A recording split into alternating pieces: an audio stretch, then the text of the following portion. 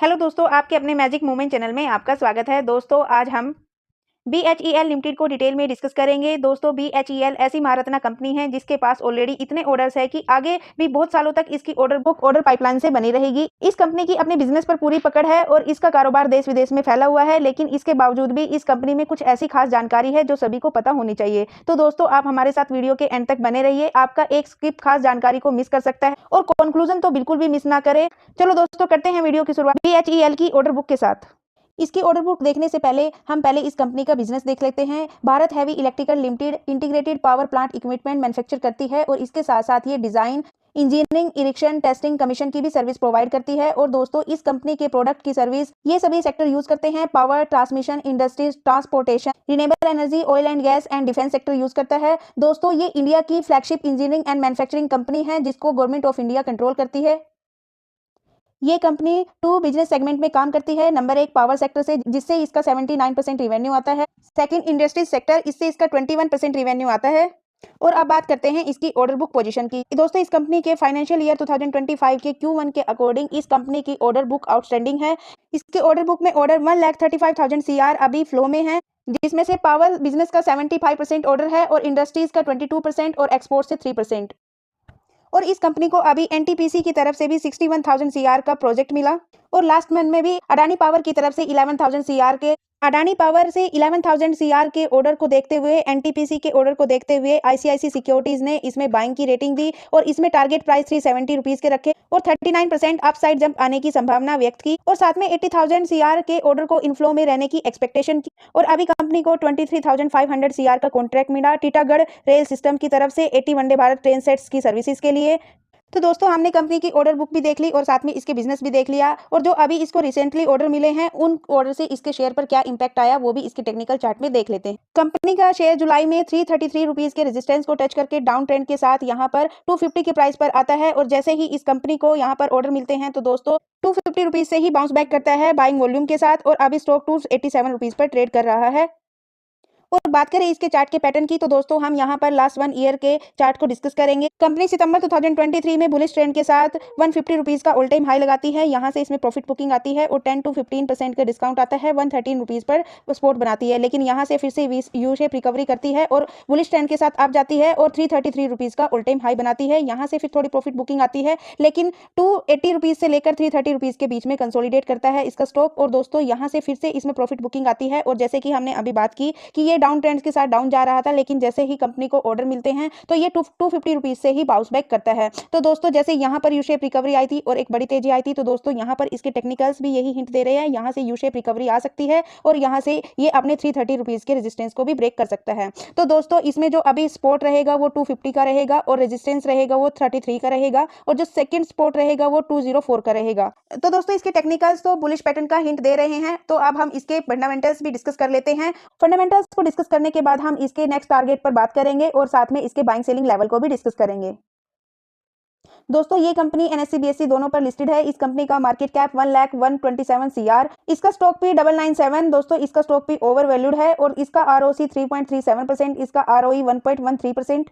तो दोस्तों, हमने इसके फंडामेंटल्स में इसकी बेसिक टर्म्स को तो डिस्कस कर लिया। अब हम इसकी अर्निंग वाइज ग्रोथ को चेक करेंगे और अर्निंग वाइज ग्रोथ में हम इसके क्यू ऑन क्यू बेसिस पर इसके रिजल्ट्स को डिस्कस करेंगे लास्ट 4 क्वार्टर्स के रिजल्ट को कंपेयर करके। तो दोस्तों, यहाँ पर सितंबर 2023 में कंपनी की सेल 5,125 थी, जो अभी इंक्रीज होकर 5,485 हो चुकी है, लेकिन मार्च क्वार्टर के कंपेरिजन में जून क्वार्टर में इसकी सेल डाउन गई। और दोस्तों, अगर यहाँ पर बात करें इसके एक्सपेंसिस की, दोस्तों जून क्वार्टर में इस कंपनी की सेल 5,485 थी, लेकिन जो इसके एक्सपेंसिस है वो इसकी सेल से भी ज्यादा है, 5,654 के। और दोस्तों, अगर बात करें इसके नेट प्रॉफिट की, और इस कंपनी का नेट प्रॉफिट सितंबर 2023 में नेगेटिव में था 238 CR के, यानी ये कंपनी 238 CR के लॉस में थी। और दिसंबर में ये प्रॉफिट में जाती है 60 CR के और मार्च में ये प्रॉफिट, जैसे ही इसकी सेल इंक्रीज होती है तो इसका प्रॉफिट भी इंक्रीज होता है 490। लेकिन दोस्तों, जून क्वार्टर में इसकी सेल तो डिक्रीज होती है, साथ में इसके एक्सपेंसिस भी बढ़ जाते हैं, तो उसके कारण जून क्वार्टर में ये कंपनी फिर से लॉस में आ जाती है 211 CR के।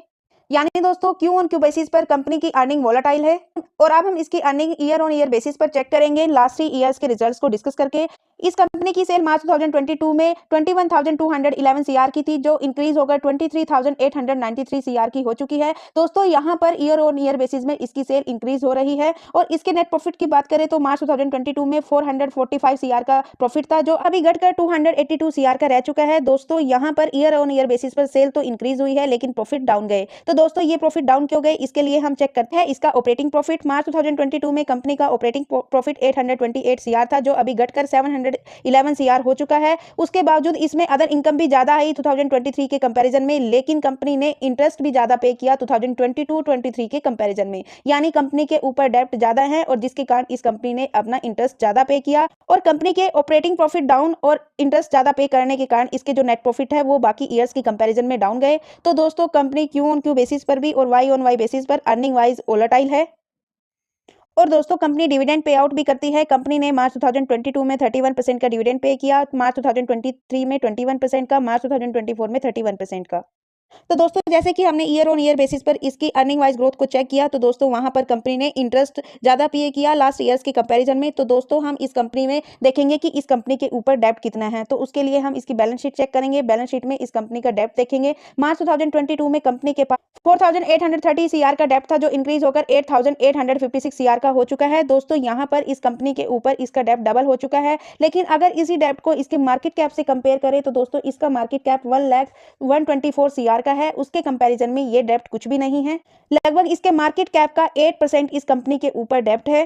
तो दोस्तों हमने कंपनी का डेब्ट तो चेक कर लिया, अब हम इसके एसेट्स को चेक करेंगे कि कंपनी के पास एसेट्स कितने हैं। येलो कलर की लाइन इसके एसेट्स की लाइन है, ब्लू कलर की लाइन इसके लायबिलिटीज की लाइन है। कंपनी के पास मार्च 2021 में 52,700 सीआर के एसेट थे, जो इंक्रीज हो 55,241 सीआर के हो चुके हैं। दोस्तों यहाँ पर कंपनी लास्ट 4 ईयर अपने एसेट को लास्ट 4 ईयर से स्लाइटली इंक्रीज कर रही है। और अब बात करते हैं इस कंपनी में शेयर होल्डिंग पैटर्न की। दोस्तों इस कंपनी में प्रमोटर्स 63.17% है। दोस्तों इस कंपनी में प्रमोटर्स गवर्नमेंट ऑफ इंडिया है और एफआईज की होल्डिंग 9.1% है और डीआईज की होल्डिंग 15.03% है और पब्लिक की होल्डिंग 12.71% है। दोस्तों इस कंपनी के top 2 holders president of India 63.17% के साथ और गवर्नमेंट ऑफ सिंगापुर 1.34%।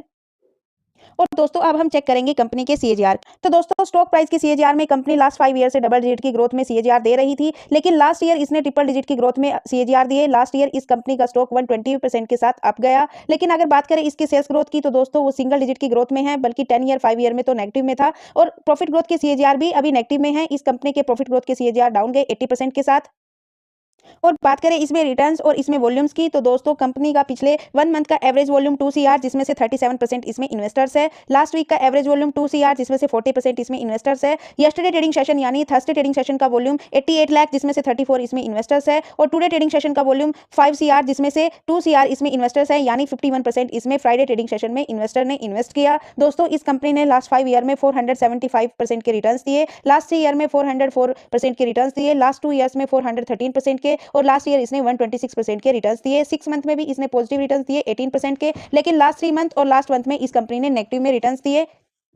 और बात करें इसके ओवरऑल रिटर्न्स की तो दोस्तों जनवरी 2003 से लेकर अब तक इस कंपनी ने 2144 सीआर के रिटर्न्स दिए। इस कंपनी के शेयर का लो प्राइस 11 रुपीज 77 पैसे, ऑल टाइम हाई इसका 390 रुपीज, और अभी स्टॉक 287 रुपीज पर ट्रेड कर रहा है और फ्राइडे ट्रेडिंग सेशन में 2.46% का जंप आया। दोस्तों ये एक मिड कैप कंपनी है जिसमें रिस्क हाई है। दोस्तों ये company capital goods and electric equipment sector से बिलोंग करती है। ये इसकी कंपटीटर कंपनीज है। यहाँ पर इस कंपनी की आप भी कंपेयर कर सकते हो बाकी कंपटीटर कंपनी से।